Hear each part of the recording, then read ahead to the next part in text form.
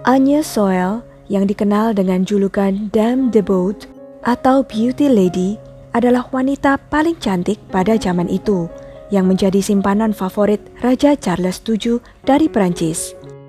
Ia dianggap sebagai nyonya kerajaan pertama yang diakui secara resmi dari seorang raja Prancis. Agnes Soel secara populer digambarkan dalam gaun mewah yang memperlihatkan satu dadanya dan menjadi trendsetter pakaian terbuka pada abad itu. Namun, di balik penampilannya yang kontroversial itu, ia adalah sosok kuat yang mempunyai andil besar dalam keberhasilan perebutan wilayah Prancis dan kemajuan pemerintahannya. Bagaimana kisah lengkapnya? Yuk, langsung aja tonton video ini sampai habis. Sebelumnya, silakan subscribe dulu channel ini serta nyalakan loncengnya untuk mendapatkan kisah-kisah menarik dari tokoh-tokoh yang terkenal di dunia. Agnes Soel lahir pada tahun 1422 dari keluarga bangsawan yang lebih rendah di Fromonteau-Touraine. Ia adalah putri dari Jean Jaurès dan Catherine de Mignolet. Kecantikannya yang super membuat nama Soel menjadi terkenal. Seperti yang ditulis oleh sejarawan Joseph Delord pada tahun 1824, reputasi kecantikannya yang mencolok segera melampaui batas Touraine, dan tak terhitung banyaknya para pria bangsawan yang berusaha mendekatinya.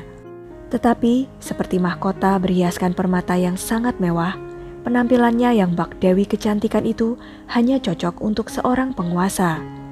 Soel berusia 20 atau 21 tahun ketika ia pertama kali diperkenalkan kepada Raja Charles VII. Pada saat itu, ia memegang posisi di rumah tangga Rene I dari Napoli sebagai pelayan kehormatan untuk permaisurinya, Isabella, Duchess of Lorraine. Soel kemudian melayani sebagai dayang Marie d'Anjou, istri Raja Charles VII dari Prancis dan saudara ipar Isabella. Tidak butuh waktu lama bagi wanita muda itu untuk menarik perhatian Raja Charles VII. Di antara banyak sifat buruk raja lainnya, ia memiliki kelemahan terhadap wanita dan sangat memuja kecantikan. Seperti yang ditulis oleh seorang politisi dan penulis Sten Eckers pada tahun 1868, Charles VII memiliki sekumpulan wanita simpanan anonim, atau lebih tepatnya semacam harem, yang mengikutinya kemana-mana. Tetapi Soel berbeda. Ia tidak hanya menakjubkan, tetapi juga sangat cerdas dan baik hati.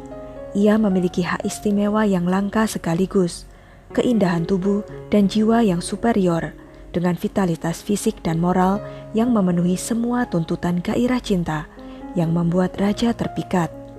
Segera kehadirannya dirasakan di istana kerajaan di Chinon, di mana kehadirannya diduga telah membawa raja keluar dari depresi yang berkepanjangan.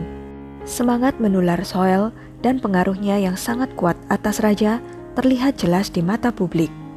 Ia jarang meninggalkan sisi raja, dan Raja Charles VII bahkan menghadiri berbagai festival resmi bersamanya. Tidak ada hadiah yang terlalu boros untuk Soel. Ia menerima kemewahan yang tidak terbatas. Di antara kekayaan perhiasan, pakaian, dan properti yang raja curahkan kepadanya, Soel menerima apa yang diyakini sebagai berlian pertama yang dipotong, serta Château de Loches sebagai kediaman pribadinya. Château ini adalah tempat di mana Charles VII telah didukung oleh Joan of Arc untuk dinobatkan sebagai Raja Prancis. Soel membuat gonjang-ganjing pengadilan Prancis ketika Raja Charles VII mengumumkan ia akan meninggalkan istrinya yang hamil untuk Soel di tahun 1444. Soel kemudian mendapatkan posisi yang berpengaruh dalam monarki Prancis di usia 22 tahun ketika ia mendapatkan gelar resmi Maîtresse en titre. Dengan mendapatkan gelar itu, Soel menjadi selir resmi pertama dan mendapatkan kehidupan yang ia inginkan. Pengakuan yang belum pernah terjadi sebelumnya ini adalah hal yang sangat mengejutkan. Seorang wanita simpanan yang diangkat ke peringkat resmi favorit bukan hanya hal baru. Itu adalah sebuah revolusi yang seperti semua revolusi tidak dapat terjadi tanpa meninggalkan kemarahan dan kebencian. Soel dianggap sebagai perencana jahat dan wanita penggoda. Soel juga menimbulkan skandal di kerajaan terutama karena mempopulerkan mode gaun berpotongan rendah. Tidak hanya menonjolkan belahannya dengan kalung berlian yang belum dipotong, Soel juga membuat korsetnya tidak diikat, agar salah satu dadanya yang menonjol terlihat. Perilaku ini ditiru, namun juga dicemooh. Pelukis Jean Fouquet terinspirasi oleh aset besar Soel sampai ia menggunakan wanita itu sebagai model lukisannya, The Virgin and Child Surrounded by Angels pada tahun 1450. Dalam lukisan tersebut, Soel digambarkan sebagai perawan Maria, duduk di atas tahtanya, mengenakan gaun biru yang ikonik, dan kemudian dilengkapi jubah cerpelai di bahunya, dan korsetnya terbuka untuk memperlihatkan satu dadanya yang menonjol putih seukuran kepala bayi.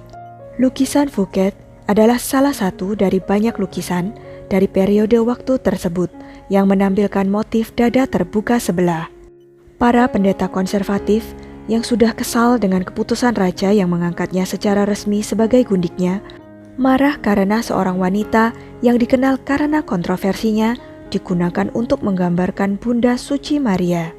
Jean Juvenal des Orsans, Uskup Agung Reims, menasehati raja untuk mengkoreksi mode, seperti bukaan depan yang melaluinya seseorang dapat melihat dada menonjol pada wanita. Namun demikian, Soel tetap menjadi kesayangan raja. Raja Charles VII digambarkan sebagai raja yang sangat tidak berguna. Masa pemerintahannya termasuk dalam bagian akhir dari Perang 100 tahun. Dan dalam apa yang digambarkan Steinekers sebagai salah satu periode paling menyedihkan dalam sejarah Prancis, karena sekitar 2/3 dari Prancis menjadi milik Inggris dan Burgundy. Banyak panglima perang Prancis yang merasa kecewa dengan kepemimpinan Raja Charles VII yang dianggap terlalu lemah dan tidak berambisi untuk merebut kembali wilayah Prancis dari kerajaan Inggris. Begitu pula dengan kondisi keuangan negara yang diambang kolaps.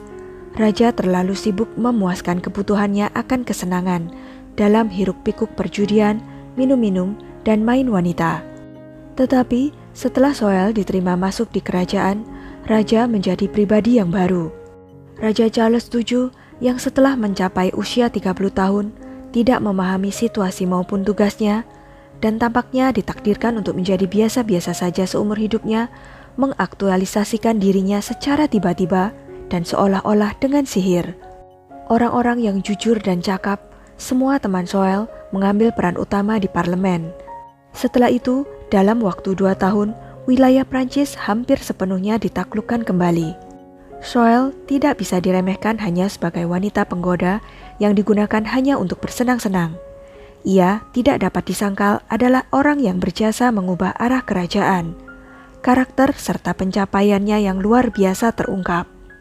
Soel mendesak raja untuk mengatasi kemalasannya, tulis sejarawan Henry Martin pada tahun 1855. Raja Charles akhirnya tertarik pada tugas pemerintahannya, dan dalam menerapkan akal sehat dan semangat praktisnya untuk mendengarkan dan menerima nasihat yang berguna bagi kemajuan negaranya. Faktanya, kontribusi Soel ke Prancis sangat penting, sehingga oleh beberapa sejarawan ia ditempatkan setara dengan kontribusi Joan of Arc. Tapi sayangnya itu tidak bertahan lama. Kehadiran Soel dan anaknya dianggap ancaman bagi pewaris tahta yang lain. Posisi yang memberinya wewenang untuk mengguncang segalanya kemungkinan berkontribusi pada kematiannya yang terlalu dini. Kematian Soel mungkin merupakan bagian dari kudeta. Soel meninggal pada pertengahan musim dingin pada tanggal 9 Februari 1450 di usia 28 tahun. Saat itu, ia sedang mengandung anak keempat mereka dan dalam perjalanan dari Chinon untuk mengunjungi Raja Charles VII di Jumièges. Raja Charles VII menerima berita tentang kematian wanita yang paling dicintainya dan anaknya yang belum lahir. Ia diberitahu bahwa Soel meninggal karena disentri. Tetapi ia curiga bahwa kematian Soel karena penyebab lain. Rumor menyebutkan bahwa Soel telah diracuni. Soel kemudian dimakamkan di gereja Saint-Ours di Loos, sedangkan hatinya dimakamkan di biara Benedikton Jumièges. Oleh karena kecurigaan tentang penyebab kematian Soel, pada tahun 2005 jenazah Soel digali. Ilmuwan forensik Philip Schahler menemukan bahwa penyebab kematian sebenarnya adalah keracunan merkuri. Merkuri adalah bahan umum dalam kosmetik abad pertengahan, tetapi tingkat yang ditemukan dalam tubuh Schoell sangat tinggi, sehingga dipastikan bahwa racun ini masuk melalui ditelan. Beberapa berteori bahwa peracunan itu direncanakan oleh putra Raja Charles VII, calon Raja Louis XI yang haus kekuasaan, dan yang sudah memberontak secara terbuka terhadap ayahnya sejak 4 tahun sebelumnya. Louis XI tidak senang dengan kemampuan Schoell untuk mempengaruhi keputusan politik ayahnya. Ia mungkin juga khawatir bahwa pewaris laki-laki baru akan mengancam posisinya di garis suksesi. Schoell telah diakui sebagai orang yang membantu Charles VII untuk mendapatkan kembali kendali atas kerajaannya. Pengaruh kuat Schoell atas Charles VII membuat beberapa orang menyebutnya sebagai ratu tanpa mahkota. Ia dipandang sebagai penerus Joan of Arc sebagai penasihat raja. Agnes Schoell ini juga dianggap sebagai seorang trendsetter. Meskipun ia meninggal muda, tapi warisannya tetap hidup. Pada abad ke-16 sudah menjadi mode umum bagi wanita dari semua peringkat untuk membuka tubuh mereka untuk umum. Mungkin setelah terlalu banyak dada yang tersiram air panas, wanita di sana umumnya berhenti mengekspos dada menonjol mereka di jamuan makan pada abad ke-18. Namun itu tidak berarti mereka benar-benar memakai pakaian yang tertutup, hanya separuhnya saja yang ditutupi korset. Sekian kisah tentang Agnes Schoell. Jangan lupa untuk klik like, share, subscribe, dan komen ya. Sampai jumpa lagi di video-video selanjutnya.